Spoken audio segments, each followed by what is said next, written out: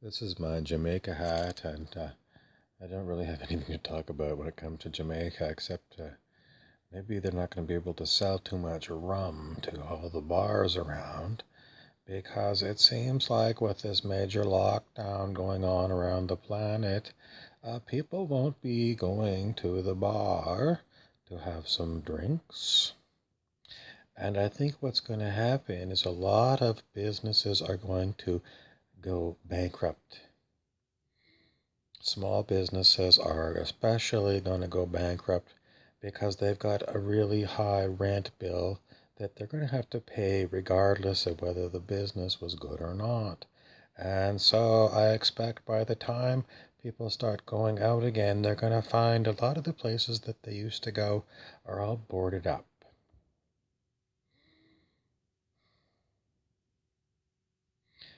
My friend King Clancy wants to know, would you buy one of these boarded up businesses and reopen it? Not me.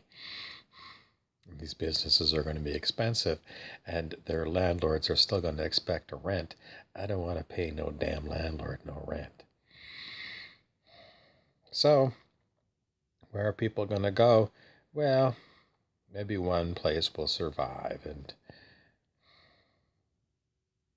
it's just, there's a lot of people that work at these clubs, and, they depend upon their tips because the wages they're paid are pretty much minimum wage as a server. So they depend on these tips, and what are they going to do? If it's going to be, how long is this going to happen before people start feeling like they can go out again? I don't know, but I'm going to say that those people who are depending upon tips aren't going to be getting any. So, if they're paying rent to a landlord for, their apartment, maybe they're not going to have the money. Or maybe they're not going to have the money to buy groceries for themselves and their family. So maybe there's going to be a big run on the food bank.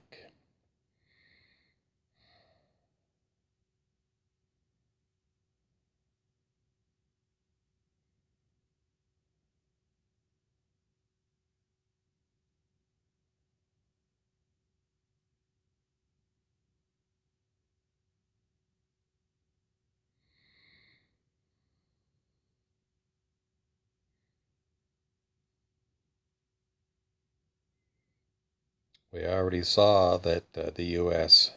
Federal Reserve pumped a huge amount of money into the markets to keep them afloat.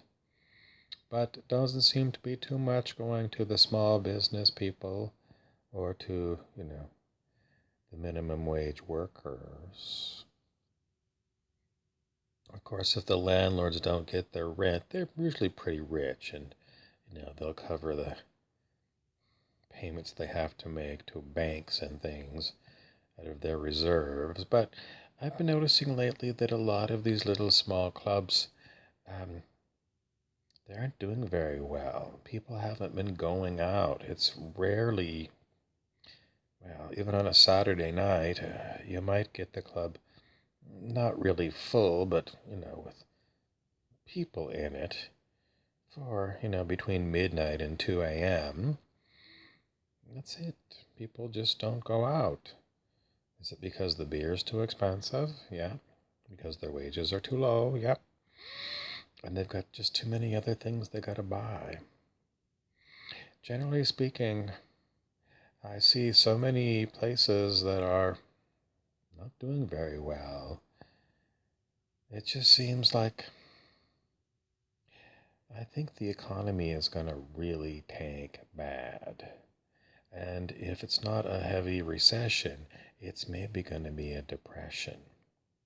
Now, what kind of depression is, well, do you want me to be optimistic or pessimistic? Let's go with pessimistic first. A bad depression is the 1930s, where people had no money and they were going to soup kitchens to survive.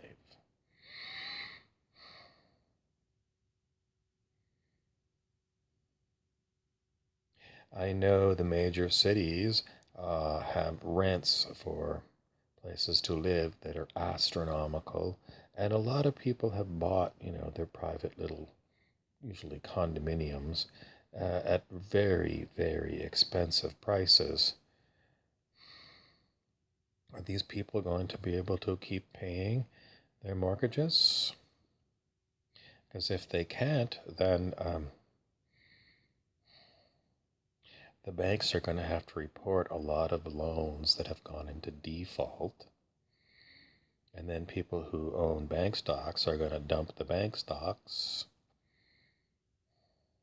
And then people that want to take out a new loan from the bank aren't going to be able to, because basically the banks aren't going to want to loan any money, because they're going to fear that no one is going to be able to pay us back. And that's basically what happens in a depression. The optimistic scenario is, I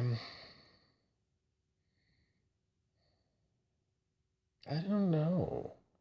I used to sell cars, and I wasn't the best, but I wasn't the worst. I would sell cars every month. And the last month I was a car salesman. I made some deals, and lo and behold, by the end of the month, all of the deals had fallen through, and I was on 100% commission. So I took home $0 as a car salesman that month. There had been some changes in management that month, and the person who used to be the used car manager at the dealership had been demoted back to salesperson. There was just a hell of a lot of new hires of salespeople at this car dealership. So many that it wasn't easy to find these deals like there had been in previous months. And the car salesman that used to be the used car manager was very good at helping me sell used cars. He got a commission, I got a commission, the car dealership made money. It was a three-way split. But something happened, and they didn't like the used cars management techniques, or maybe they thought that he should have been selling more. I think what it turned out to was they felt that he was giving too good a deal to the customers, so the margins weren't fat enough on the used cars. So in the end, without him helping me sell used cars, and the new cars just didn't sell, I think that's what's going to happen on the car lots. I think car sales are going to drop totally. I mean, you don't have to buy a new car when there's a pandemic on. Something you can put off until things get better, and everyone's going to think this way. I mean, they've already canceled schools for the children. I don't think you're going to be much in the mood for buying a new car. So no one's going to buy a new car, which means car salespeople are going to not have any money.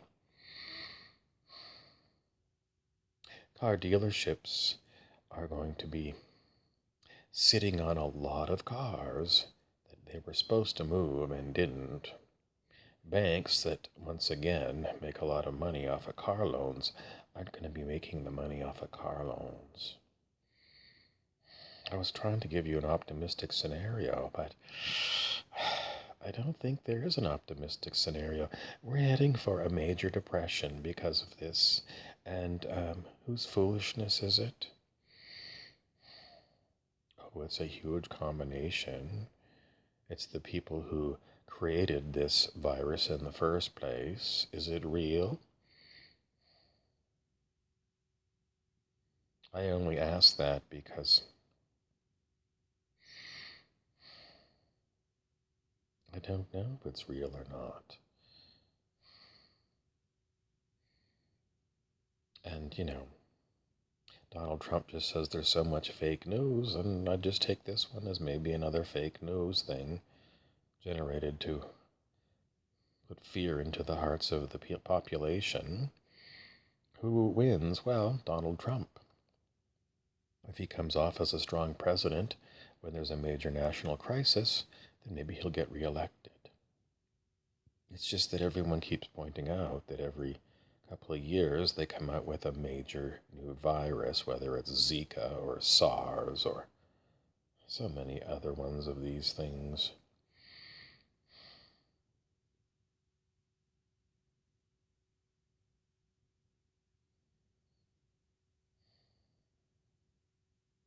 What should you do? Well, in the dirty 30s, the 1930s, that's what was set up, soup kitchens by churches. A lot of countries don't have too many successful churches anymore, so I don't know if you can count on them. You depend upon your government to help you out with welfare, but most governments are into major debt. Are they going to want to take on more debt to pay for food for people that are starving in the streets? Of course, if they don't, then they're going to have a crime wave of people going into grocery stores and stealing food. How do I know? Because in my city, that's basically the talk of the town, that the people who have no money go in and steal steaks and peanut butter anyways. And everyone knows they're doing it, but the employees are paid so poorly, they don't bother trying to stop them. And the store owners, well, they don't seem to care because they live in the Caribbean next to Epstein's Island.